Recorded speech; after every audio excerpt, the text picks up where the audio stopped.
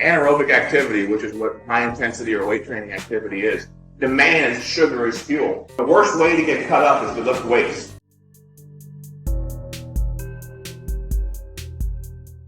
When engaging in weightlifting, the body experiences a significant surge in energy requirements.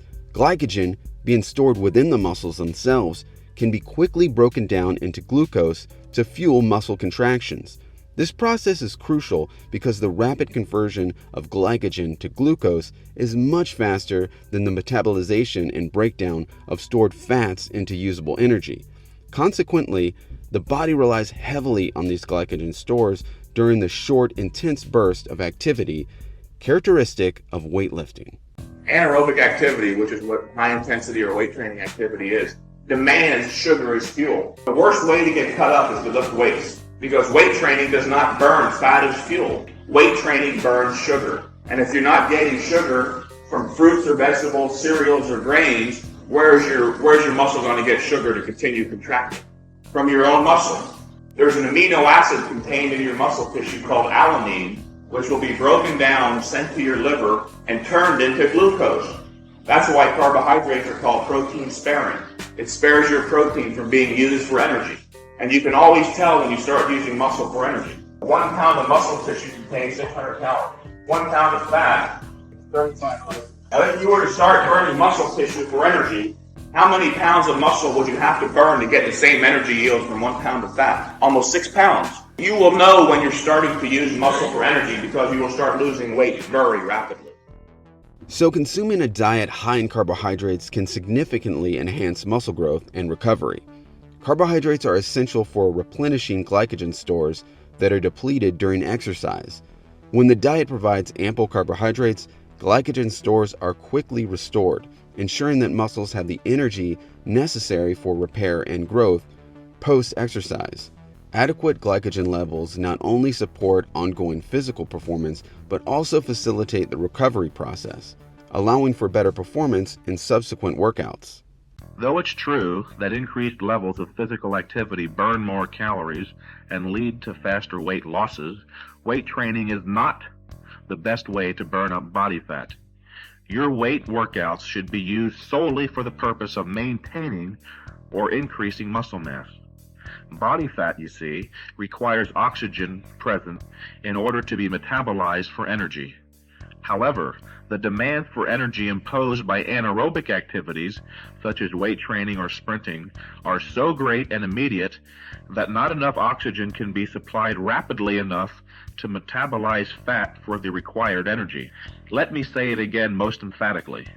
Bodybuilding, weight training, what have you, does not use stored body fat for energy.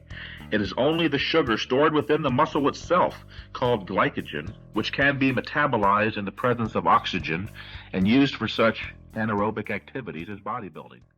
So when I do a search online for healthy foods versus junk food, every list for healthy foods has avocados.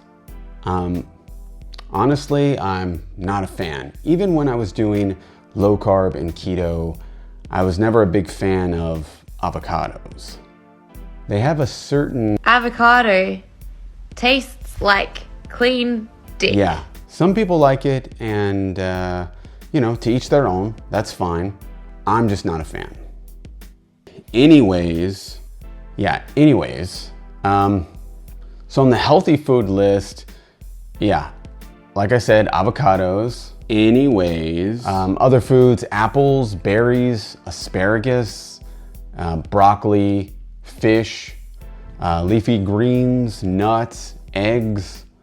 But when I do a search for junk food, I get things like fast food, any sort of fast food, cakes, fried chicken, cheeseburgers, French fries, ice cream, potato chips, pizza, hot dogs.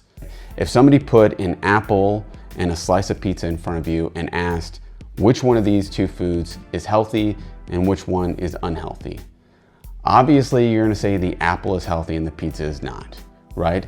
But what if I said both have the same amount of calories? Yeah, right? You don't know what to do now. Of course, the apple is still healthy and the pizza is unhealthy. The calories don't matter about that. The healthy list versus the junk food list. The healthy foods do not combine fats and carbs. It's either you have fats or you have carbs. On the unhealthy list, every one of those foods combines fats and carbs, a high amount of fat and a high amount of carbs. And that's what makes those foods fall in the category of junk food. Calories matter, but macro ratios also matter. So don't be afraid of sugar or carbs. Your diet should be high in this macronutrient and low in fats. Your body needs sugar to fuel your workouts and fully recover. 60% carbs, 25% protein, and 15% fats. Thanks for watching. What would you recommend someone to do if they want to lose that last bit of fat? Leave your thoughts down in the comments. And again, thanks for watching. I'll see you next week.